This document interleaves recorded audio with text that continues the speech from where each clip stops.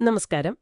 നമ്മളിന്ന് നിങ്ങൾക്ക് കിട്ടിയ ഖുറാനിക ഭാഗങ്ങൾ വെച്ചിട്ട് പിശാചിൽ നിന്ന് എങ്ങനെ രക്ഷ നേടാം എന്നതിനെക്കുറിച്ചാണ് സംസാരിക്കുന്നത്. ശരി. ഈ സൂക്തങ്ങളിലെ പ്രധാനപ്പെട്ട നിർദ്ദേശങ്ങൾ എന്തൊക്കെയാണ്, അത് നിങ്ങൾക്ക് എങ്ങനെ ഉപയോഗിക്കാം എന്നൊക്കെ നമുക്കൊന്ന് വിശദമായിട്ട് നോക്കാം. ഓക്കെ. അപ്പൊ നമുക്ക് ആദ്യത്തെ ഭാഗത്തേക്ക് കടക്കാം അല്ലേ? സൂറത്ത് അൽ ബക്കറയിലെ 168-ാമത്തെ ആയത്ത്.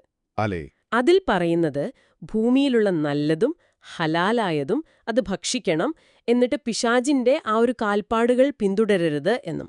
കാരണം അവൻ നിങ്ങളുടെ ഒരു പ്രത്യക്ഷ ശത്രുവാണെന്ന് എടുത്തു പറയുന്നുണ്ട്. ഭക്ഷണത്തിന്റെ കാര്യത്തിൽ പോലും ഇങ്ങനെ ഒരു നിർദ്ദേശം വരുന്നത് രസകരമാണ്. തീർച്ചയായും.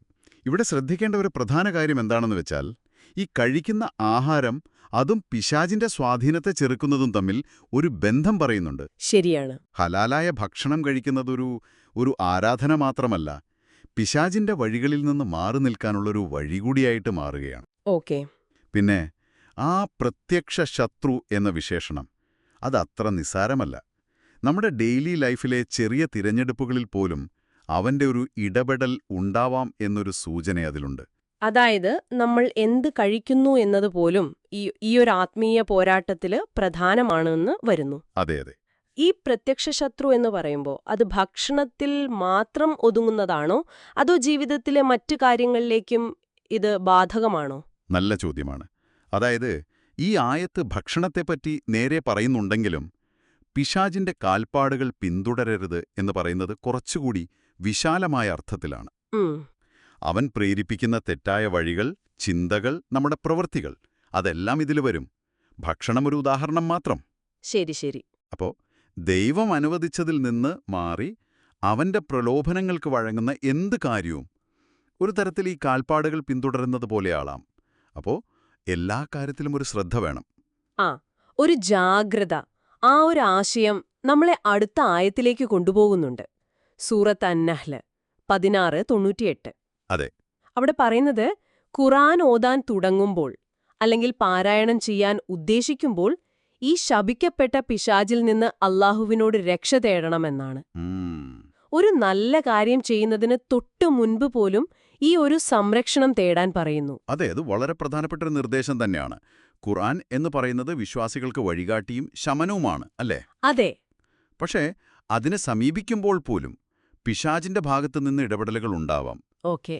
ചിലപ്പോൾ ആയത്തുകളുടെ അർത്ഥം തെറ്റായി മനസ്സിലാക്കുന്നതിലൂടെയോ അല്ലെങ്കിൽ ശ്രദ്ധ മാറുന്നതിലൂടെയോ, എന്തിനേറെ ചിലപ്പോൾ ഒരു അഹങ്കാരം പോലുള്ള ചിന്തകളിലൂടെയോ ഒക്കെ അത് വരാം. ശരിയാണ്. അപ്പോ ആ ഖുർആൻ പാരായണം എന്ന ആത്മീയ പ്രവൃത്തിയുടെ പൂർണ്ണമായൊരു ഫലം കിട്ടാൻ അതിനു മുമ്പായിട്ട് ദൈവത്തിന്റെ സംരക്ഷണം തേടുന്നത് അത് അത്യാവശ്യമാണ്. ഒരുതരം സ്പിരിച്വൽ പ്രിപ്പറേഷൻ പോലെ. അപ്പോ ഖുർആൻ തന്നെ ഒരു സംരക്ഷണമാണെങ്കിലും ആ സംരക്ഷണത്തിലേക്ക് കടക്കുന്നതിന് മുമ്പ് വേറും സംരക്ഷണം തേടണം എന്നത് ശ്രദ്ധേയമാണ്. അതെ അതെ. ഇത് പിശാചിന്റെ ആ ഒരു സ്വാധീനിക്കാനുള്ള ശ്രമങ്ങൾ എത്ര സൂക്ഷ്മമാവാം അല്ലെങ്കിൽ നിരന്തരമാവാം എന്ന് കാണിക്കുന്നുണ്ട്. ഈ ആശയം അടുത്ത ഭാഗത്ത് കുറച്ചുകൂടെ വ്യക്തമാക്കുന്നുണ്ടല്ലേ? ശരിയാണ്. സൂറത്ത് അൽ മുഅ്മിനൂനിൽ 23-ാം സൂറത്തിലെ 97-98 ആയത്തുകൾ അവിടെ ഈ വിഷയം ഒന്നുകൂടി ഉറപ്പിക്കുന്നു. അവിടെ പറയുന്നത്, എന്റെ രക്ഷിതാവേ, പിശാചുക്കളുടെ ദുർബോധനങ്ങളിൽ നിന്ന് ഞാൻ നിന്നോട് രക്ഷ തേടുന്നു. അവർ എന്റെ അടുത്ത് സന്നിഹിതരാകുന്നതിൽ നിന്നും ഞാൻ നിന്നോട് രക്ഷ തേടുന്നു. അപ്പൊ രണ്ട് കാര്യങ്ങളിൽ നിന്നാണ് ഇവിടെ രക്ഷ തേടാൻ പറയുന്നത്. കാരണം ദുർബോധനം അത് മനസ്സിലാക്കാം, ഈ മനസ്സിലിട്ട് തരുന്നത്. പക്ഷേ സാമീപ്യത്തിൽ നിന്ന് പോലും രക്ഷ തേടണം എന്ന് പറയുന്നതോ? അതിലൊരു ആഴമുണ്ട്. ദുർബോധനങ്ങളെന്ന് പറയുമ്പോൾ അത് പിശാച് മനസ്സിലുണ്ടാക്കുന്ന തെറ്റായ ചിന്തകളും പ്രലോഭനങ്ങളുമാണല്ലേ? അതെ. പക്ഷേ സാമീപ്യം എന്ന് പറയുമ്പോൾ ഒരുപക്ഷെ നമ്മളെ തിന്മയിലേക്ക് കൊണ്ടുപോകാൻ സാധ്യതയുള്ള സാഹചര്യങ്ങൾ, അല്ലെങ്കിൽ അങ്ങനത്തെ കൂട്ടുകെട്ടുകൾ, അതുമല്ലെങ്കിൽ പിശാചിന്റെ ഒരു ഇൻഫ്ലുവൻസ് കൂടുതലുള്ള ഒരു അവസ്ഥ, അതിനെയൊക്കെ ആവാം അത് സൂചിപ്പിക്കുന്നത്. അപ്പൊ അങ്ങനെ അതായത് വെറും ചിന്തകളെ മാത്രമല്ല, നമ്മളെ തിന്മയിലേക്ക് എത്തിക്കാൻ ചാൻസ് ഉള്ള ചുറ്റുപാടുകളെയും നമ്മൾ ഒഴിവാക്കണം. അതിന് ദൈവത്തോട് സഹായം ചോദിക്കണം. ശരി ശരി. ഇത് നിരന്തരമായ ഒരു ജാഗ്രതയും ദൈവത്തിലുള്ള ഒരു ആശ്രയവും വേണമെന്ന് ഓർമ്മിപ്പിക്കുന്നു. അപ്പൊ ഈ 3 ഭാഗങ്ങളും നമ്മൾ ഒരുമിച്ച് വെച്ച് നോക്കുമ്പോൾ നിങ്ങൾക്ക് എന്താണ് ഇതിൽ നിന്ന് മനസ്സിലാക്കാൻ പറ്റുന്നത്? പിശാചിൽ നിന്നുള്ള സംരക്ഷണം എന്ന് പറയുന്നത് വെറുതെ ഒരു പ്രാർത്ഥനയിൽ മാത്രം ഒതുങ്ങുന്നില്ല. മറിച്ച് നമ്മുടെ ഡെയിലി ലൈഫിലെ തിരഞ്ഞെടുപ്പുകൾ, ഇപ്പോ ഹലാലായ ഭക്ഷണം കഴിക്കുന്നത് പോലെ പിന്നെ പ്രധാനപ്പെട്ട ഈ ആത്മീയ കാര്യങ്ങൾ ചെയ്യുമ്പോൾ ഖുർആൻ ഓതുന്നതിനു മുൻപ് ശരണം തേടുന്നത് പോലെ ഒരു ബോധപൂർവമായ തയ്യാറെടുപ്പ്. അതെ. അതോടൊപ്പം മനസ്സിലെ ചിന്തകൾ തൊട്ട് നമ്മുടെ ചുറ്റുപാടുകൾ വരെ അതിൽ വരാൻ സാധ്യതയുള്ള പിശാചിന്റെ സ്വാധീനത്തിനെതിരെ എപ്പോഴും ഒരു ജാഗ്രതയും ദൈവത്തിൽ ശരണം തേടലും, അങ്ങനെ ഒരു കോംപ്രിഹെൻസീവ് അപ്രോച്ചാണ് വേണ്ടതെന്ന് തോന്നുന്നു. വളരെ ശരിയാണ്.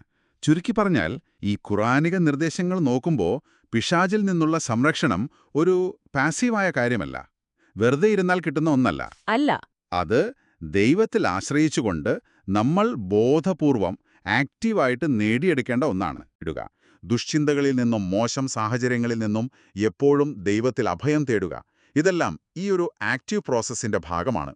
ഇതിൽ നമ്മുടെ ശ്രമവും ദൈവത്തിലുള്ള ആ ഒരു വിശ്വാസവും ഒരുപോലെ പ്രധാനമാണ്. ഈ ഒരു ചർച്ചയിൽ നിന്ന് നിങ്ങൾക്കായിട്ട് ഒരു ചിന്ത കൂടി ഞാൻ പങ്കുവെക്കട്ടെ. ഈ ആയത്തുകളിലെല്ലാം രക്ഷ തേടണം, ശരണം തേടുക എന്നുള്ളൊരു നിർദ്ദേശം ആവർത്തിച്ചു വരുന്നുണ്ട്, അല്ലേ? അതെ. സംരക്ഷണം കൊടുക്കുന്നത് ദൈവമാണെങ്കിലും ഒരു വിശ്വാസിയുടെ ഭാഗത്തു നിന്നുള്ള ഈ തേടലിന്, ഈ ഒരു അഭ്യർത്ഥനയ്ക്ക് അതിനെത്രത്തോളം പ്രാധാന്യമുണ്ട്? ആത്മാർത്ഥമായിട്ടുള്ള ഈ ഒരു തേടലും എപ്പോഴുമുള്ള ഈ ജാഗ്രതയും അത് ദൈവത്തിന്റെ സംരക്ഷണം കിട്ടുന്നതിൽ എന്തു പങ്കാണ് വഹിക്കുന്നത്? ഇതിനെക്കുറിച്ച് നിങ്ങൾക്ക് തുടർന്നും ഒന്ന് ആലോചിക്കാവുന്നതാണ്. നന്ദി.